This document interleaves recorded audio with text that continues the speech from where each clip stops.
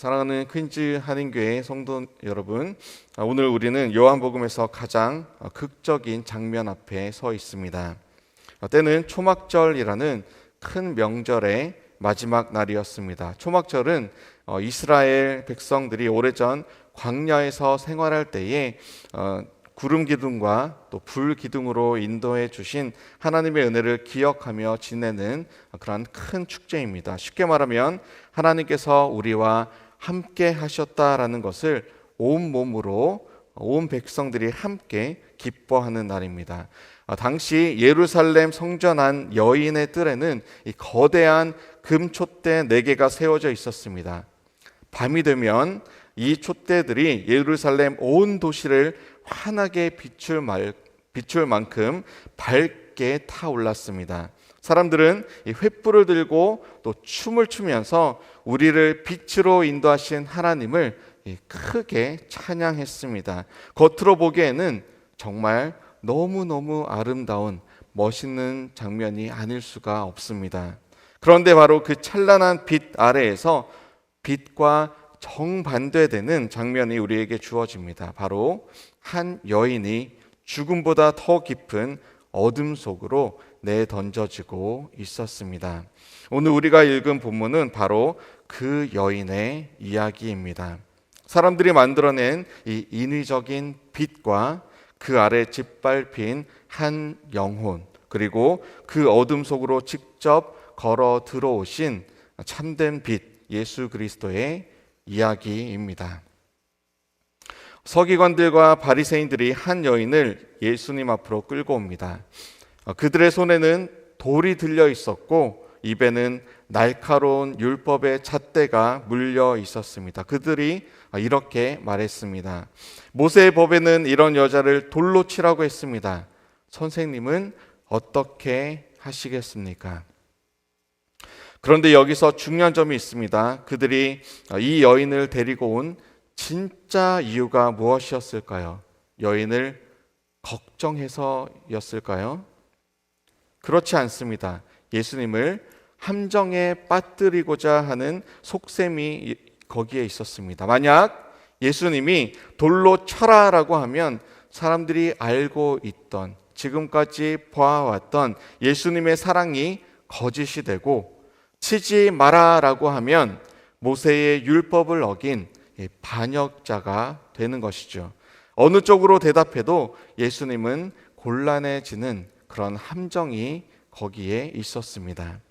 그들에게 이 여인은 한 인간이 아니라 자신들의 목적을 위해 사용하는 도구에 불과했습니다. 이것이 바로 사랑이 없는 종교, 자비가 사라진 정의가 얼마나 잔인해질 수 있는지를 우리에게 보여주고 있습니다. 하나님의 이름을 부르며 예배하는 사람들이 정작 눈앞에 있는 한 사람의 인격을 짓밟고 있는 것입니다. 우리 안에도, 우리의 삶 가운데도 때때로 이러한 모습이 있습니다. 내가 죽어도 짓지 않을 것 같은 죄의 경우 그 죄를 짓는 자를 보면서 쉽게 정죄하며 판단하며 한 인격을, 그리고 한 영혼을 짓밟는 것입니다. 나는 거룩한 척, 나는 절대 죄를 짓지 않는 것과 같은 의로움이라는 그러한 가식의 옷을 더러운 영혼 그 위에 걸쳐 있는 것이지요. 나는, 내 배우자는, 내 가까운 사람들은 절대 어떠한 죄는, 어떠한 실수는 절대 하지 않는다. 결백하다. 너는 왜 그러냐? 너의 사람들은 왜 그 모양으로 지내냐? 정죄와 판단의 눈으로 만약 우리가 보고 있지는 않습니까? 나는, 내 사람들은, 내 배우자는, 내 자식은 절대 죄를 짓지 않겠죠? 나는 정말 하나님 앞에서 늘 결백하지요. 그래서 그렇게 쉽게 정죄하고 판단하고 재단하는 것이겠지요. 나는 의인이라서 그렇게 너무너무 당당할 수 있겠죠.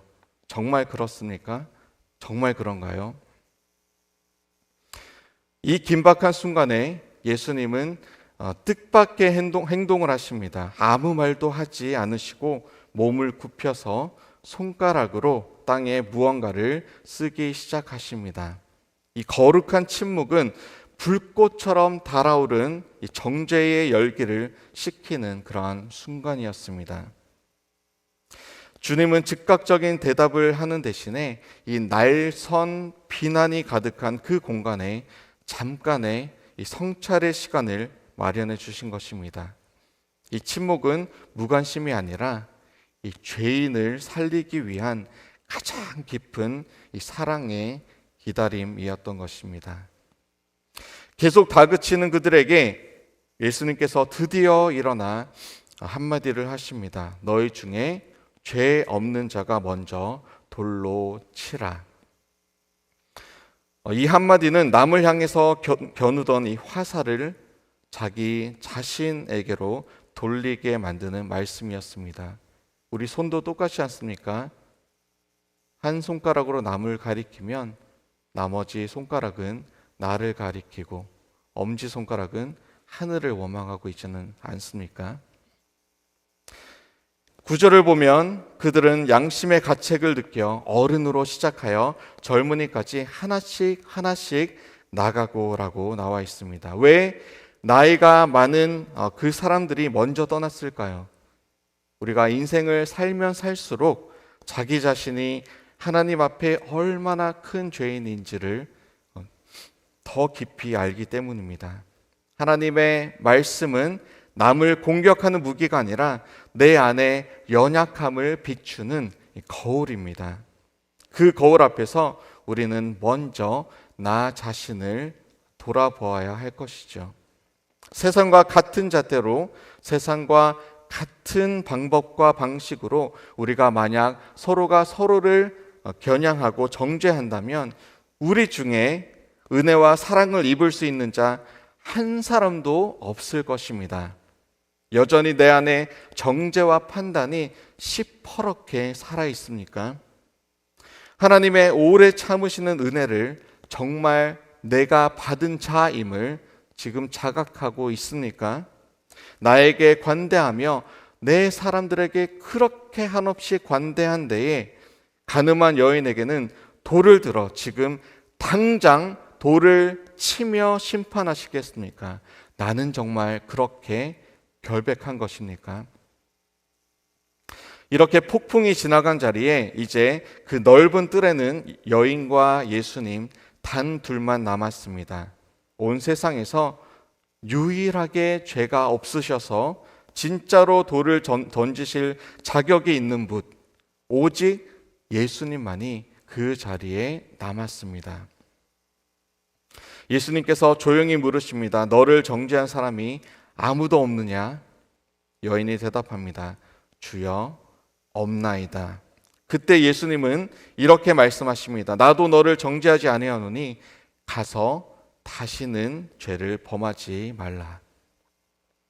이 말씀을 한번 잘 들어보시기 바랍니다. 예수님은 괜찮아, 죄 같은 건 없어 라고 하시지 않으셨습니다. 죄를 결코 가볍게 보거나 눈 감아주신 게 아닙니다. 하지만 동시에 너는 끝났다, 너 같은 사람은 용서받을 수 없다 라고도 하지 않으셨습니다. 예수님께서 하신 것이 바로 이것입니다. 여인의 과거를 지워주시는데 그치지 않고 새로운 미래를 선물로 주신 것입니다.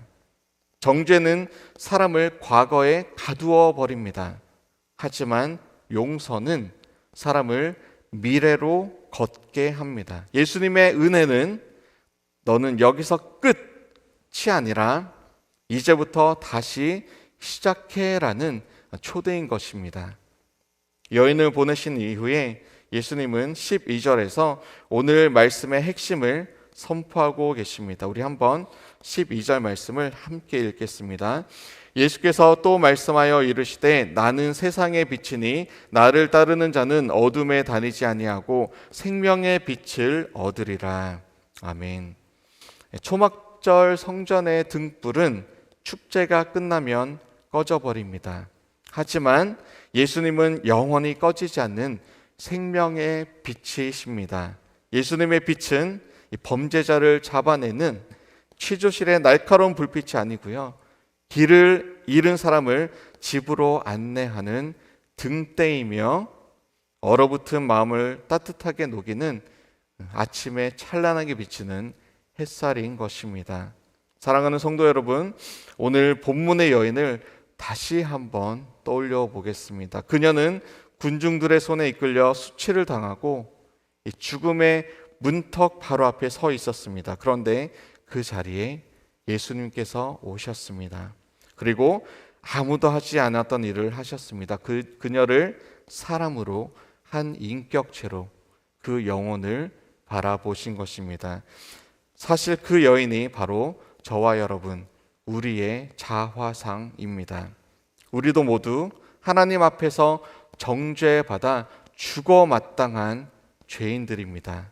우리가 오늘 이 자리에 있을 수 있는 단 하나의 이유는 우리가 의롭기 때문이 결코 아닙니다. 오직 한 분, 진짜로 돌을 던지실 자격이 있는 그분이 나도 너를 정죄하지 않겠다라고 저와 여러분 우리에게 말씀해 주셨기 때문입니다.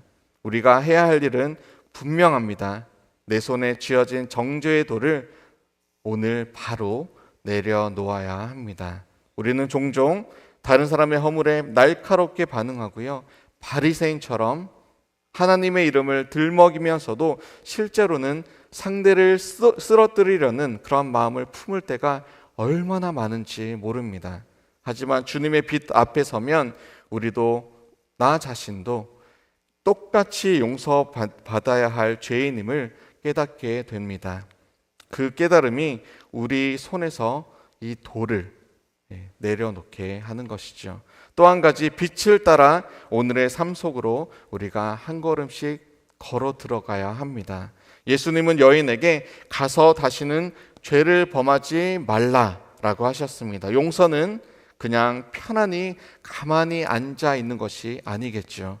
이제부터는 빛의 자녀처럼 살아가라라는 우리 주 예수 그리스도의 명령입니다. 주님께 받은 용서와 사랑을 오늘 내가 만나는 사람에게 흘려보내는 그러한 관용의 삶을 살아가는 것입니다.